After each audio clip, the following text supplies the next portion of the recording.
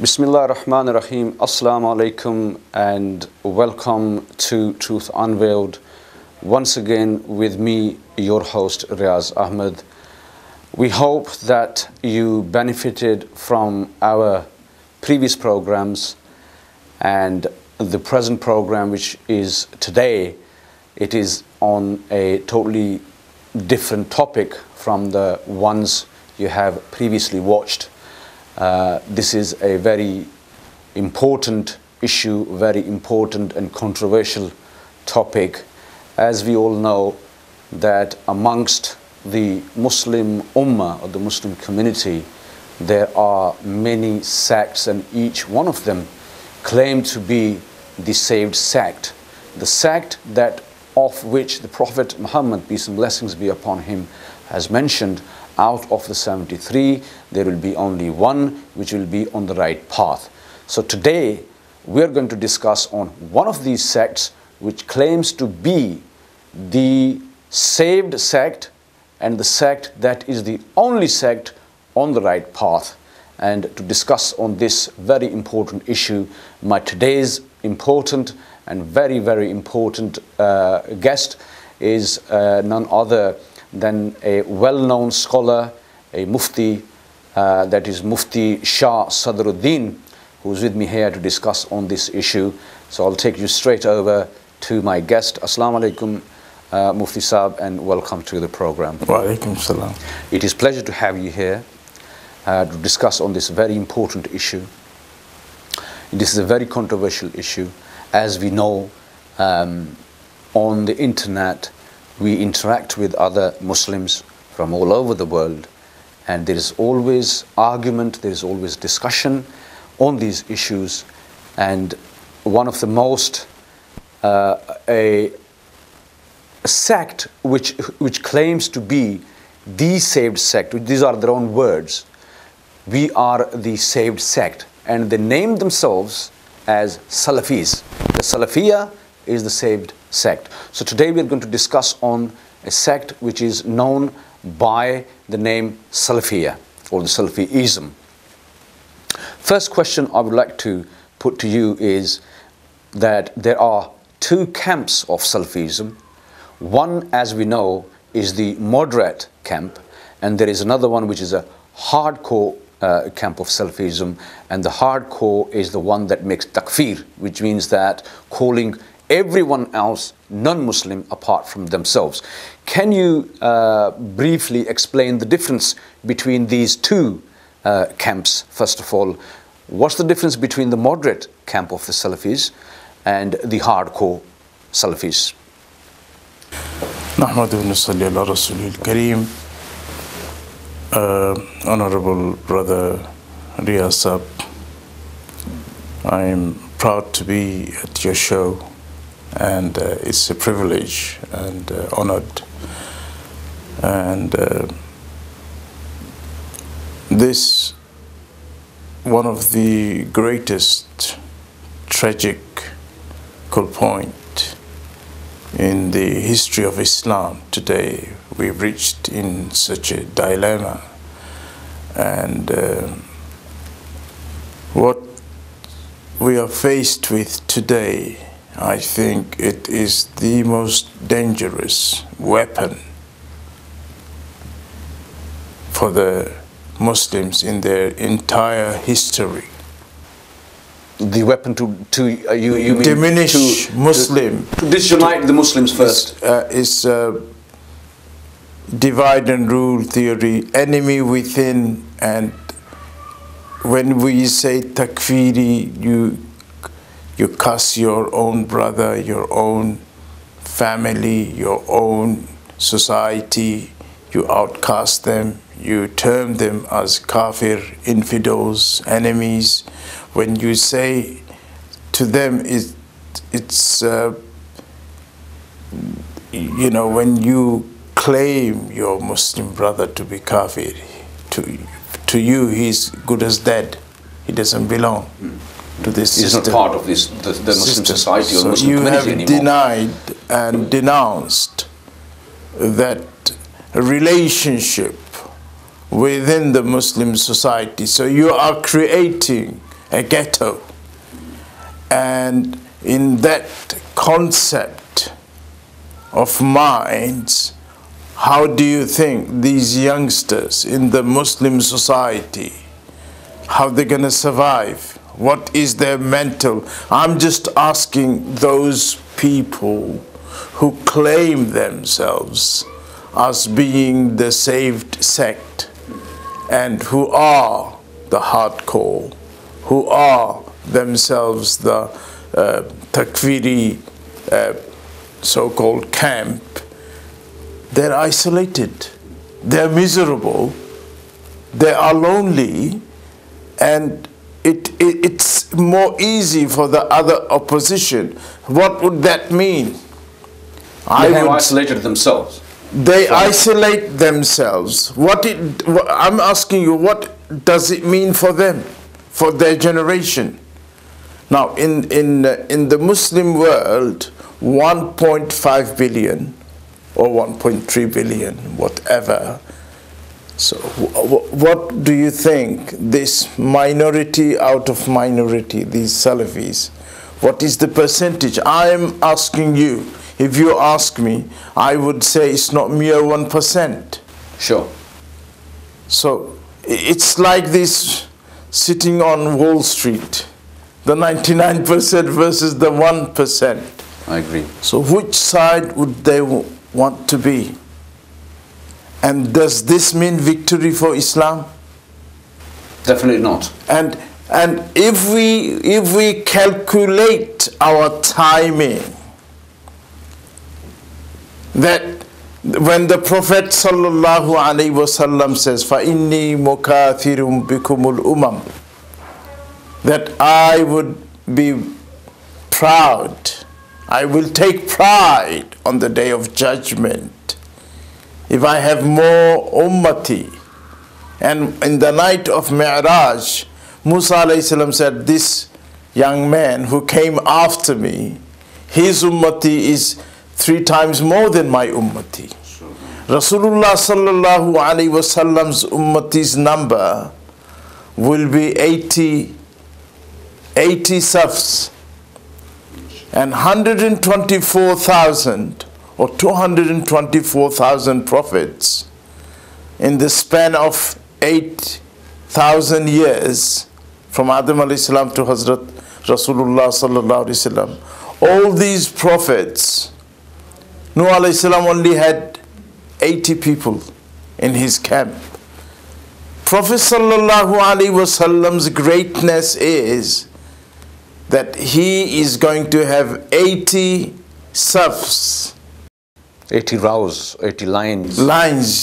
And all the ummati put together would have 40. That means 2/3 will belong to the Prophet himself. So if these brothers claim what they claim becomes truthful, then that dream of Rasulullah, minority, very tiny minority. Yes. Yes, sure. Now, what we need to know first, well, not myself, but our viewers, is that the difference between these two camps, one which, as we mentioned, we discussed about before we started the program, one is a moderate camp and one is a takfiri camp. First of all, what are the views of the moderate camp of the Salafis, and what are their beliefs where they differ from the hardcore takfiri Salafis? Oh, well, those brothers who claim to be the only, they sometimes call themselves Muhammadi. Okay. And their logic behind that is that we follow Muhammad sallallahu alayhi wasallam, our role model, because he is the prophet and Allah sent him as a guide. He is the lawmaker, and no other human being should be partner with the Prophet in making the law.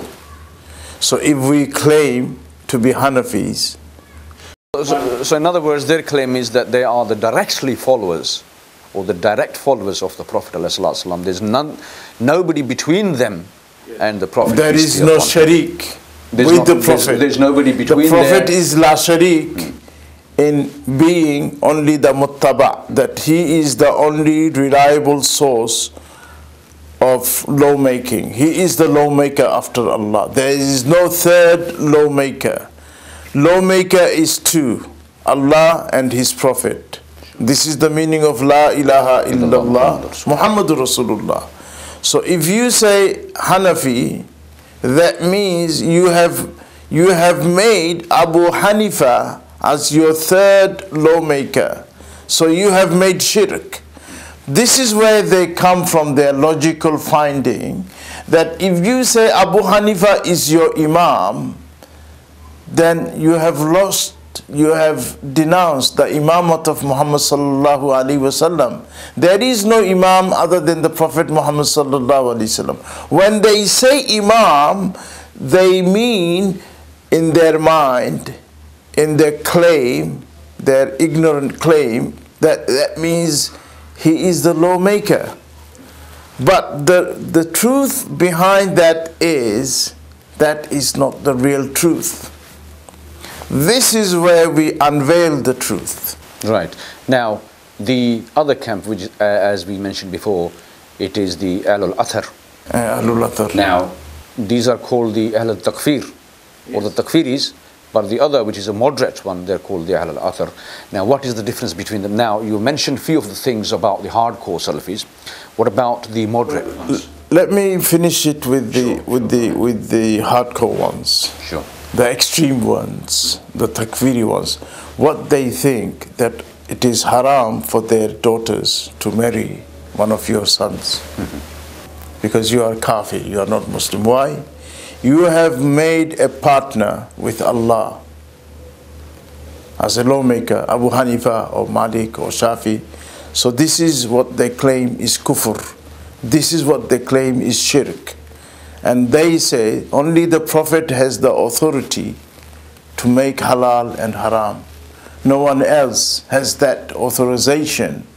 No third person or body or system can make a legal system which will validate an Islamic verdict.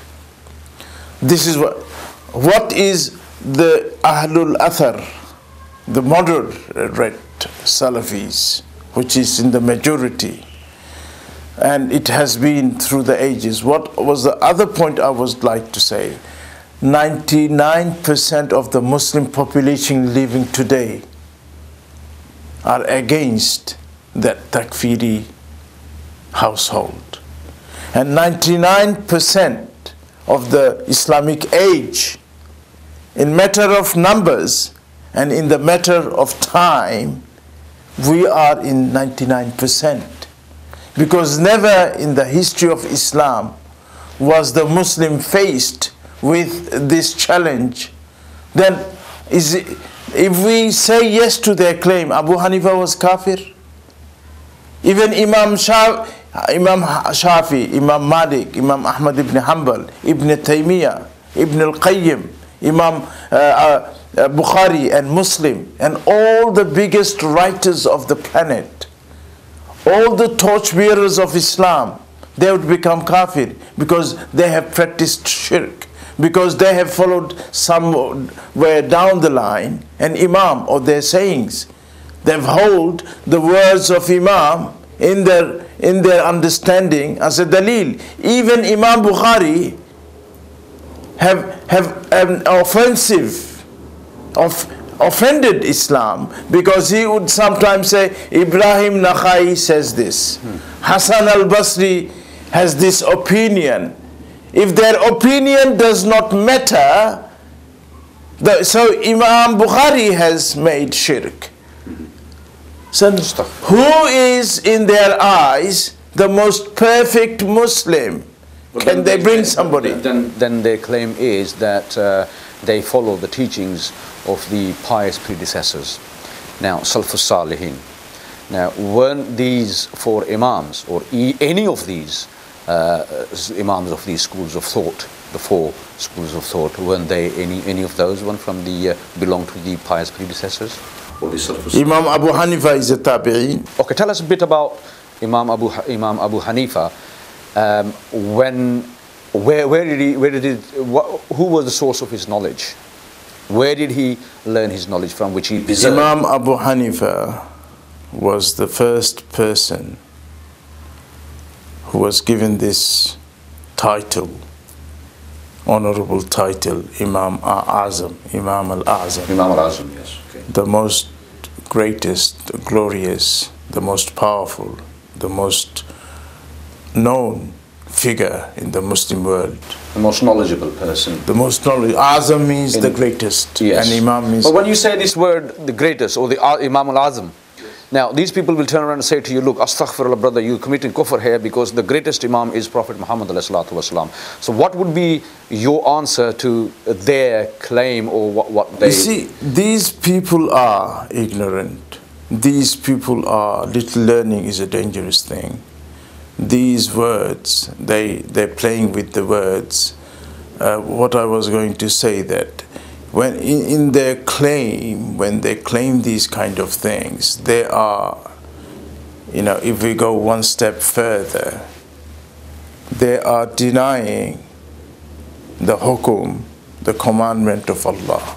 Because Allah is the one who validated, gave recognition to the Imams, to the third party, if we can say that.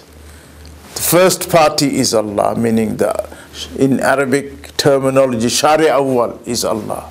Ash-Shari Athani is Muhammad sallallahu alaihi wasallam.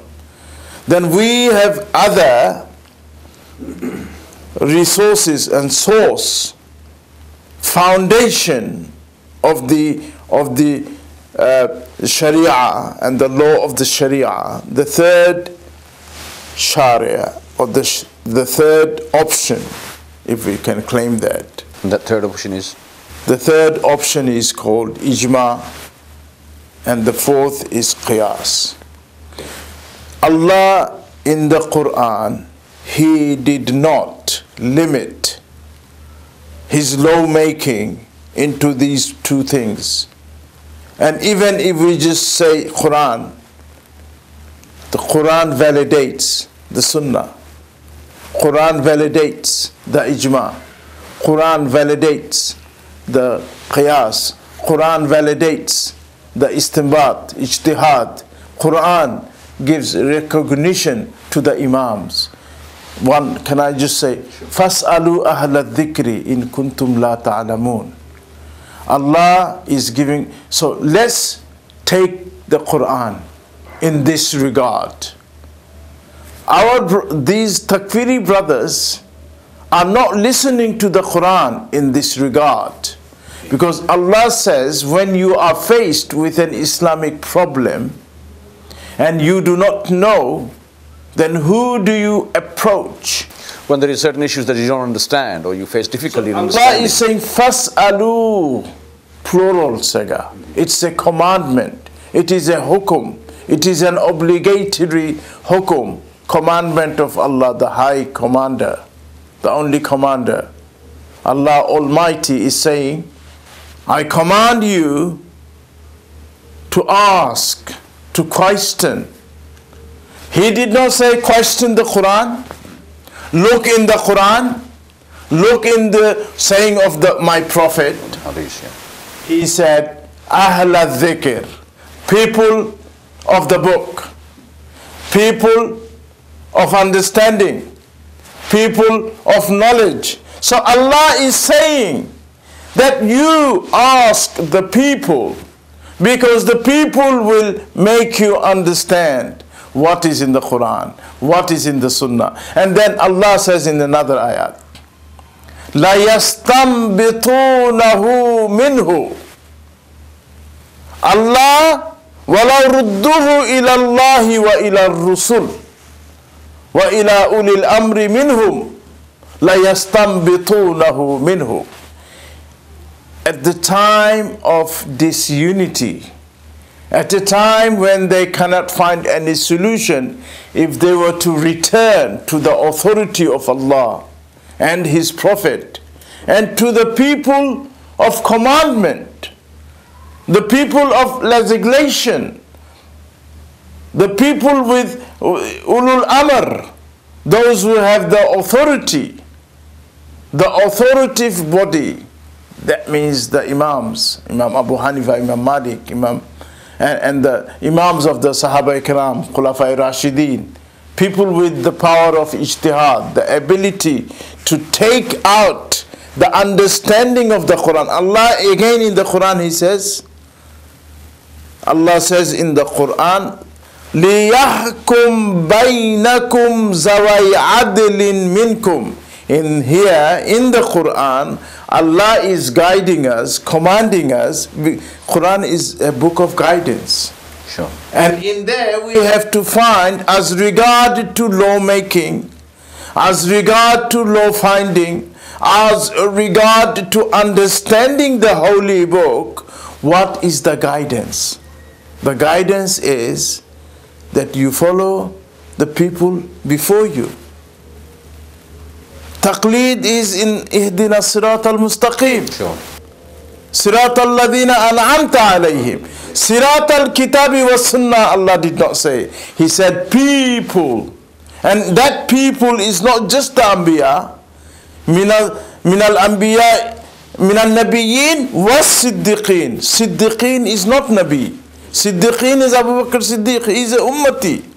The Prophet sallallahu. So I am talking about those brothers, how ignorant they are. They claim to be following the Quran.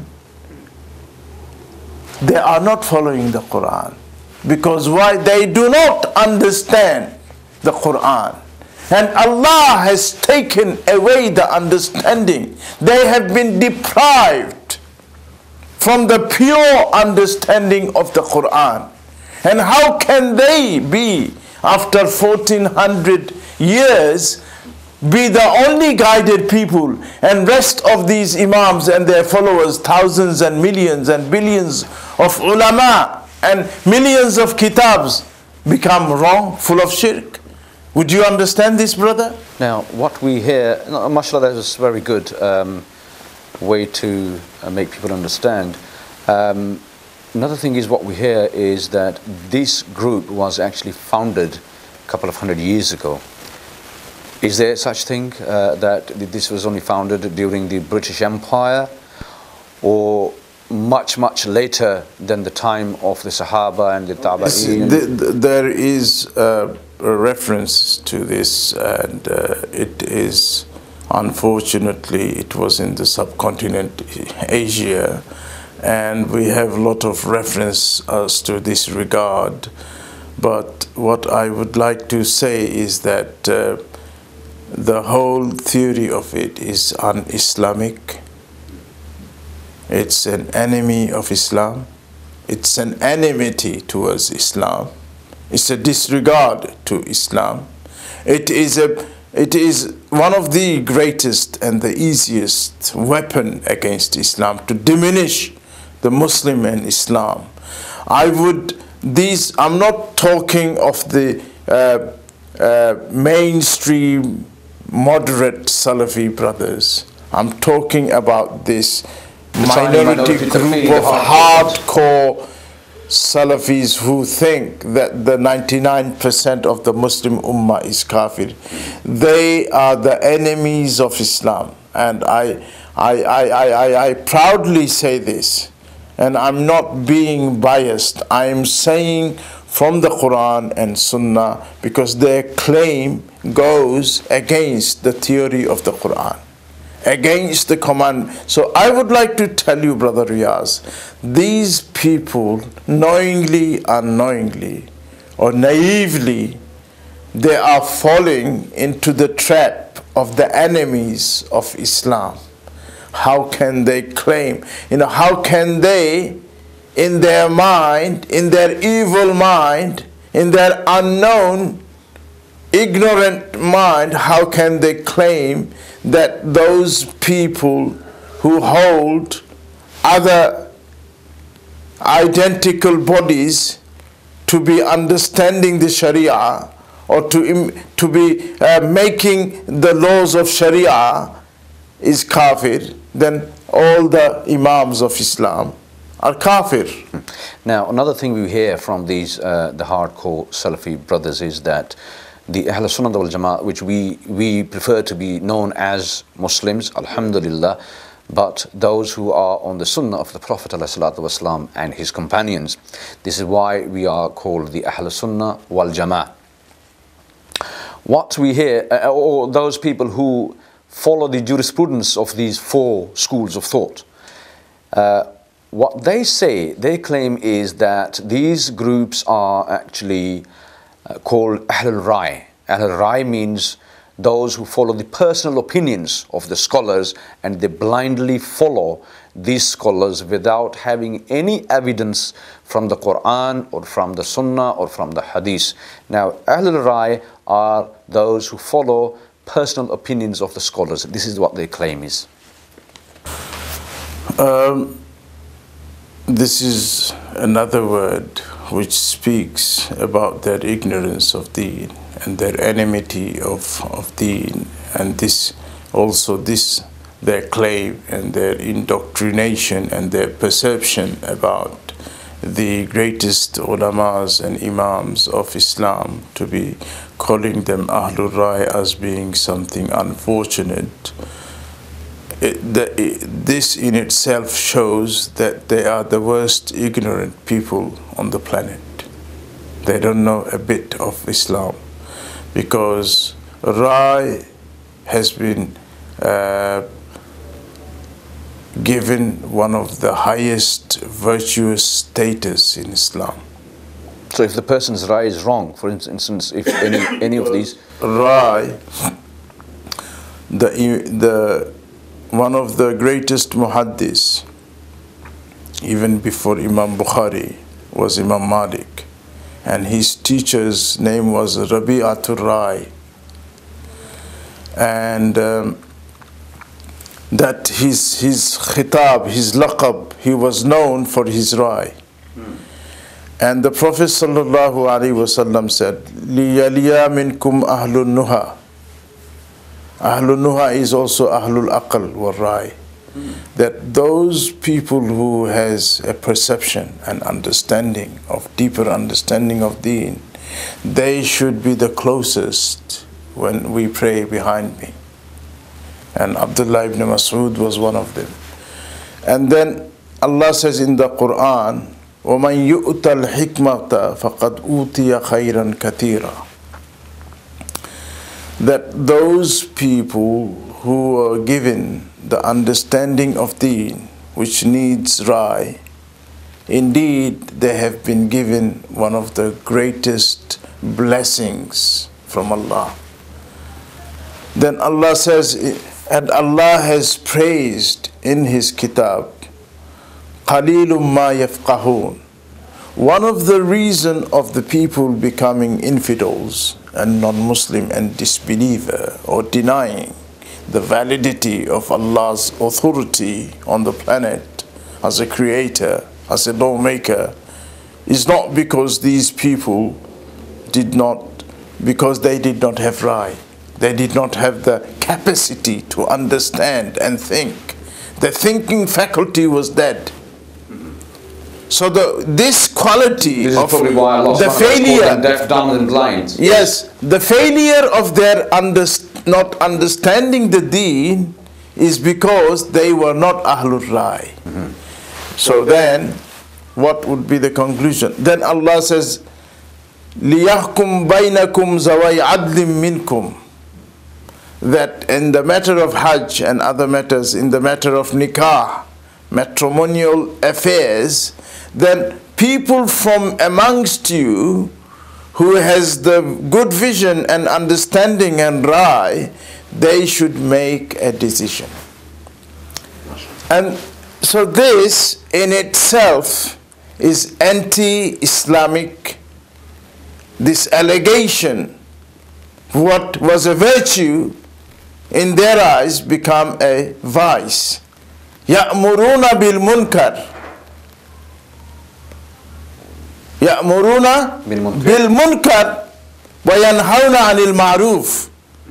This was the policy and the trait and the physical status of the kuffar and munafiqeen of Medina, that they command people of bad things and they warn people of good things. So now Ahlul Rai has become a bad thing for them. So this is a quality of the kuffar. So what Allah and His Prophet has praised as being blessing, and there are thousands of them, and what was a source of iman and guidance, they have turned it into a source of deviation and misguidance. May Allah save us from these allegations. And this in itself is a deviation from understanding the true path of Islam. Ahlul Rai is one of the greatest ni'mah of deen. Sure. Now, taqleed is a shirk, as we all know that this is what our Salafi brothers claim, that doing a taqleed or following somebody is a blind following.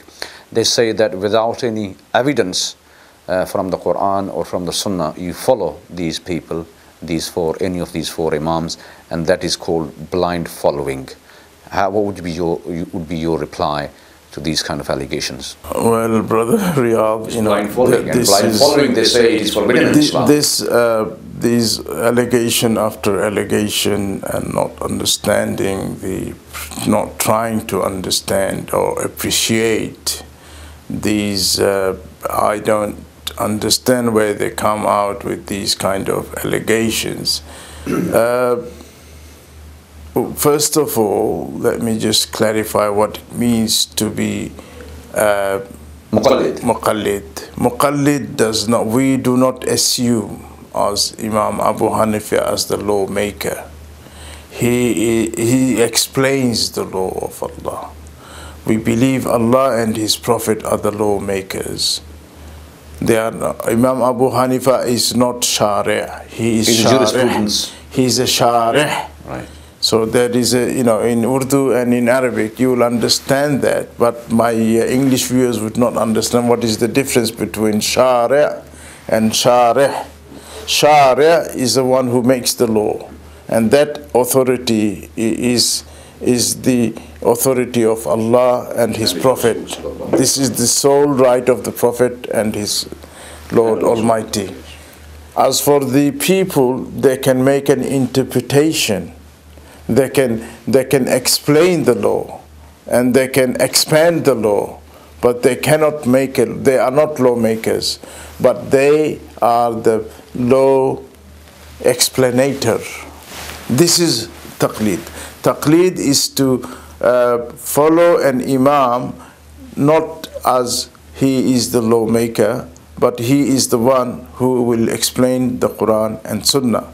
And knowing with the faith and having a full trust on that person that he is capable because of his knowledge of understanding of the deen, and because of the ummah has united and certified and given recognition to this person, his ability and trust was given to him, and that his piety, that he will not play with the deen, and he will not follow the desires and whims of himself. He would not go after fame and popularity like we have in our days for votes and for what do you call it, taqat, and we are ready for power and for other things, for money or what not we do for what. But the imams, they are so pure, they're so pious that the ummah gives them the recognition. Imam Shafi said, I would not write a single fatwa unless and until 70 of the greatest scholars of our time authorized me and told me. Then I started. So you cannot be a self-made, self-proclaimed. Like nowadays we have a lot of self-proclaimed scholars. Yes. So it has to be a recognition. So when we do taqleed, we are not blind following. We know and we trust. And and the books. And why is it that in the four madhabs? Because these people and the ulama were so convinced at their work, and they modified and codified, and they made it in such a system that 14 centuries was given to promote these understanding and coding all these things into the legal system. So we don't have much time left for this program, but inshallah we have not started yet. I'm just gonna tell the viewers that this is just a basic understanding so far. Inshallah, in the very near future programs we will be bringing you more details with evidences. We got a few more minutes, we can discuss a couple of more things on this issue. Now, mostly we hear the Salafi brothers quoting one of the greatest Imams, who is Imam Ibn Taymiyyah rahimullah ta'ala. They say, would always quote him. Whenever they will discuss anything, they will always quote him.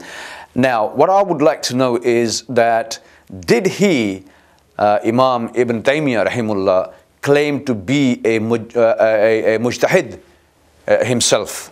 Did he claim to be a mujtahid, or did he practice taqleed? Did he follow any of these imams of the jurisprudence of the past? A very nice question. I must congratulate you, and all these questions are, mashallah, I'm really enjoying your show. I've done so many, but the first time. I hope the viewers would enjoy it yes. as well, because it's very important issues. The questions are, mashallah. These issues have actually created a lot of disunity, especially amongst the youth, the Muslim youth. So there is a lot of disputes, a lot of arguments. These brothers who are takfiris, they are getting into a deviation system. Sure. And they are following the footstep of shaitan. Sure. Imam Ibn Taymiyyah, did he claim to be a mujtahid, or did he practice any Taymiyyah taqleed? rahimahullah, in his Majmu'atul Fatawa al-Kubra, in there he's really preserved, selected a portion of 2 volumes of his books. It's in over 30 volumes of that. 2 volumes especially on tasawwuf. Would you believe that? On tasawwuf? Tasawwuf. Right. Islamic tasawwuf. Now, and just in a there, brief explanation. what I would like to say is, and he is a Hanbali wal madhab. He feels proud to be Hanbali. He claimed that himself, that he is the follower of Ahmad ibn Hanbal. Yes, so, and sure. It's a well-known fact. His student, Ibn al-Qayyim, and then his grandstudent, Ibn Rajab al-Hanbali, his name al-Hanbali, the word Hanbali. So, and if you look into the chronicles of the Hanbali scholars, one of the greatest is Ibn Taymiyyah. Right. One of the greatest is Ibn al-Qayyim. So one of the greatest is Ibn Rajab al-Hanbali, and they are from the same tree. And would you know that they are the disciples of Abdul Qadir Jilani's 3rd student, meaning in between, and he said in one of his books, I am proud to say that I fall under the lineage or spiritual lineage and the chain of Abdul Qadir al-Jilani in the tasawwuf of the system, that between me and him there are only 2 people, meaning 2 shuyukhs between Abdul Qadir Jilani and me. There are 2 sheikhs, and in that system I have got so many ijaza. Ijaza meaning a spiritual certification. So these people, they call them... And that system was preserved by his student Ibn al-Qayyim. And Ibn al-Qayyim passed his spiritual thing to his student Ibn Rajab al-Hanbali. And this is why, if you look into the writings of Ibn al-Qayyim, he wrote Madarij al-Salikin in 3 volumes, and that's full of tasawwuf. And in there you will find reference to Imam Ghazali, you will find reference to Imam Junaid al-Baghdadi, Shibli, all these Sufi big masters of their time. Their names, their quotations, their references, and their authorizations of many things are there. So if this is not a valid system, then why would you write a book confirming their authority and narrating their sayings for what? Now this term, tasawwuf, or Sufism, they use this as a derogatory, in a derogatory manner. So well, you Sufis, of course we don't believe in those Sufis who sit on the shrines and they worship the graves, or they invoke those people, the awliya ikram who are in the graves. That is not tasawwuf. Tasawwuf is totally different, but they will put everything together and they says these are the Sufis, and they commit shirk because they follow Imam so and so, or especially Imam Abu Hanifa rahimullah ta'ala. So now, according to your understanding or your explanation, what we understand is that Imam Ibn Taymiyyah rahimullah ta'ala, he was a person of tasawwuf himself. He was a Sufi, big time Sufi. In that manner we could say he was a Sufi himself. And first we have to differentiate, just like we, I'm just, because, like we have hardcore Salafis and then we have hardcore Sufis. Hardcore Sufis, yes. You have the right, you have a good policeman, you have a corrupted policeman. Sure. You have a good politician, you have a corrupted politician. Sure. You have a good muhaddis, you have a corrupted muhaddis. So you have a good Sufi and you have a corrupted Sufi. Which is vast majority of those Sufis now. Yeah, corrupted. Some of these Sufis are out of Islam. Sure they are. Because they do shirk and they do sajda on the qabr and many other things. What I would like to say is that we have to have a thin red line, a definition, how far we can go. Sure. We cannot mix the black and white together. Sure. Black has to be black and white has to be white. This is where we have to have, we have to be on the right track. But the Ummah is not going on the right track. So we have to be on the right side of that thin line. We have to be on the right side of that thin line. Now, these are just the basic understandings given by my honorable friend Mufti Shah Sadruddin, a great friend of mine, mashallah, a brilliant scholar, well known in the Western countries, and inshallah, hopefully in the very near future programs we're going to come up with more details on this issue. Shah Sadruddin, and this isn't the only time that he's going to be here, but after watching this program, I would request you must watch it and listen to it very carefully, attentively. Then if you have any questions regarding this program today, what the Mufti has said today, then you can always leave your comments beneath the video that you're going to watch, or on the message website. You can leave the comments. You can contact us directly if you have any questions. Then we will answer your questions in the following programs. Would that be sufficient? Would that be okay, Mufti Sahab? That in the following programs we'll be answering your questions. So take your time, watch the program, and think of a question. Put it on the website or in the comment section of the video, and don't hesitate, and please make sure that your questions are genuine questions. And if you're really interested in knowing more truth about this, if there's what we have missed out today, you can advise us to make this program much better. So in the future programs we will bring you more on this issue. It will be with same Mufti Shah Sadruddin, inshallah. And I thank you very much. I really appreciate you coming in this program, and I feel really honored to, this is the first time we're together in the program, although we've been together, not together, but we've been working on the same channel before, but we've never done a program together. And I do hope that in future we'll be doing a lot of programs together. These are educational programs which are very, very important to try our best to make the disunity as less as possible amongst the Muslim community. Before we leave, few minutes, if you have any message to pass out to our viewers, you're most welcome to do that. First of all, I'd like to thank you. The pleasure is mine, and I have enjoyed the show with you, and I've always respected you and loved you. It's the first time to you, and mashallah, I congratulate Brother Kamran, yourself, and the set, and the producers and the directors of the MessageTv. Thank you. I feel honored and dignified for be part of this cause, and it gives me joy that in this day and age that we could do some you know, what you call it, repairing the damage which has been it's done hard to work. the Ummah. It could take a very long time. It's a courageous step, worth mashallah, yes. Worth a try. And I would like to ask our brothers and sisters who Allah has given them wealth and will to do the khidmat. I think we should invest in this kind of media work, because media is one of the most powerful tools to indoctrinate your ideology for which we have been sent to this planet. So those well-wishers with the power of investing their money, I would say, look, you have to invest your money where Islam will benefit more.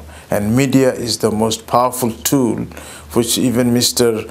Obama and Mitt Romney are investing so much money on their election for.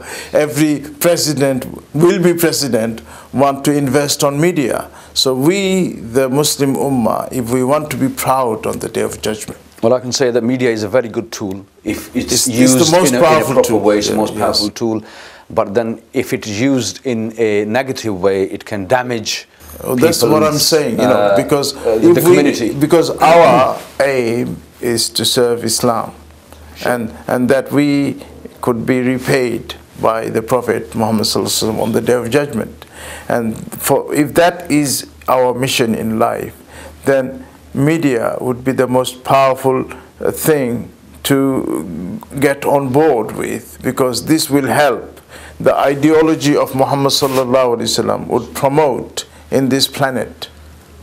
Sure. Thank you very much, Mufti Saab, once again for taking part in this program.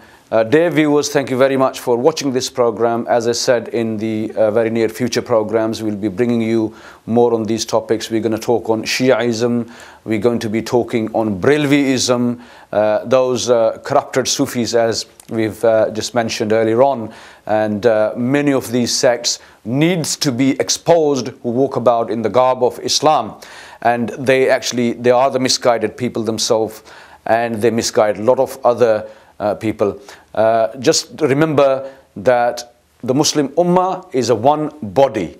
We have one Allah, we have one Quran, one Rasul, and we should all be one under the banner of Haqq, the banner of truth. Inshallah, may Allah subhanahu wa ta'ala give us the right understanding of His deen, and may Allah ta'ala give us the ability to unite on the truth and make us one body together, inshallah. Until next time, you take good care of yourself, look after people around you, spread peace and love. Take care. Assalamu alaikum wa rahmatullahi wa barakatuh, and goodbye. Thank you very much, Mufti Saab. It was a real pleasure to have you. It's my pleasure.